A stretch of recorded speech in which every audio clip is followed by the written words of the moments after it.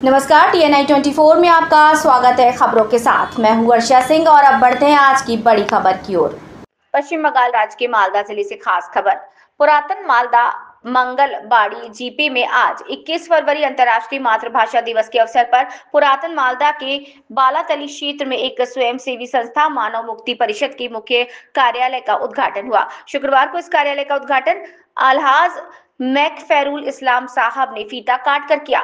मानव मुक्ति परिषद के सदस्यों में अब्दुल रहमान, मोहम्मद आयूब अली, नूर आलम, मुकम्मल हुसैन और जियाउल हक महोदय उपस्थित थे।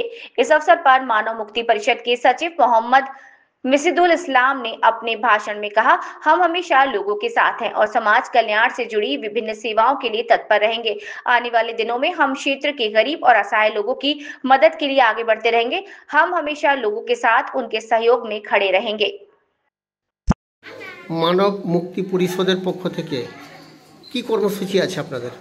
আজকে আন্তর্জাতিক মাতৃভাষা দিবস উপলক্ষে মানব মুক্তি পরিষদের একটি অফিস উদ্বোধন করলাম ফিতে কেটে। আমাদের এই অফিসের ফিতে কাটলেন আমাদের এলাকার সম্মানীয় হাজী মাগফিরুল ইসলাম মহাশয় এবং আমাদের এখানে উপস্থিত রয়েছেন আব্দুর রহমান মহাশয় এবং আমাদের সংস্থার মেম্বারগণ রয়েছেন।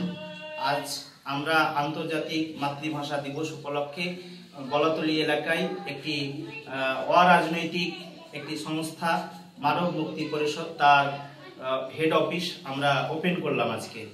বলছিলাম কি মানব মুক্তি পরিষদের কত সালে প্রতিষ্ঠিত এবং এই মানব মুক্তি পরিষদকে সামনে রেখে কি কি কাজ করেছেন আপনারা?